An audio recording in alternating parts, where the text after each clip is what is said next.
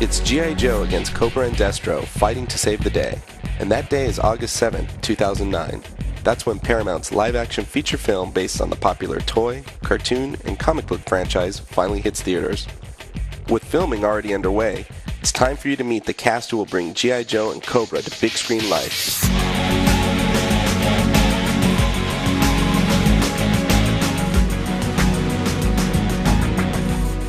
First up, Paramount drafted 2 cast members from its upcoming Iraq war drama Stop Loss for the lead roles in G.I. Joe. Channing Tatum will play the Joe's field commander, Duke, while Joseph Gordon-Levitt has been cast in the hush-hush role of Duke's best friend. Rumor has it that a dark future is in store for Gordon-Levitt's character, said to be a former Joe, but that's all we're gonna say. I have the money, I have the power! Dennis Quaid is the biggest name in the G.I. Joe cast. He'll play Duke's mentor and the Joe's leader, General Hawk. But how large of a role Hawk has remains to be seen. Quaid has said that Paramount hopes to turn G.I. Joe into a trilogy. Oh my god. Certainly, the most controversial casting has been that of Marlon Wayans as the Joe's paratrooper Ripcord. The casting of the White Chicks and Lady Killer star in a film by Stephen Sommers, the director of The Mummy and Van Helsing, has made some fans worry that G.I. Joe will be a campy send-up. By most accounts, however, the movie intends on honoring its comic book roots. Another of the film's more well-known cast members is Stardust and Layer Cake actress Sienna Miller, who plays the beautiful but deadly Baroness, one of the leaders of Cobra Command. G.I. Joe marks the first time Miller will appear in a big Hollywood action movie. Playing the Baroness's lover and the film's main villain, Scottish arms dealer Destro, the producers have cast Doctor Who star Christopher Eccleston. Eccleston's no stranger to playing heavies, having also starred in 28 Days Later and The Seeker. You and all your kind will be destroyed. For Zartan, Cobra's master of disguise, director Stephen Sommers looked no further than his old mummy villain, Arnold Vosloo.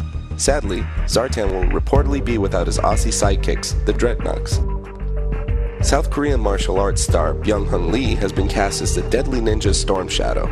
Storm Shadow's archenemy, fellow ninja Snake Eyes, will be played by martial artist turned actor Ray Park.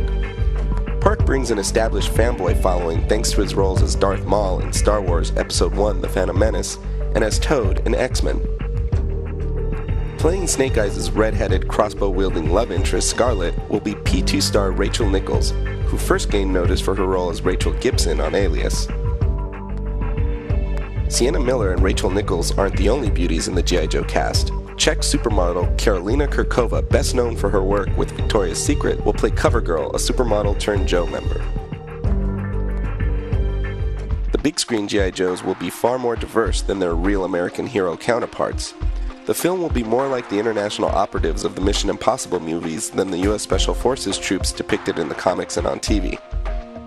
To this point, the filmmakers have cast British actor Adewale Akintoye Egbaje, best known to fans as Mr. Echo on Lost, as the Joe's ordnance expert, Heavy Duty, and French-Moroccan actor Saeed Tamawi, recently seen opposite Dennis Quaid in Vantage Point, as the Joe's communication officer, Breaker.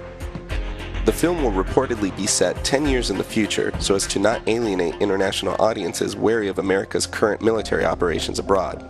While plot details are being kept firmly under wraps, it's understood that the film will chronicle how Cobra Command came to power and how the Joes are called into action to stop them.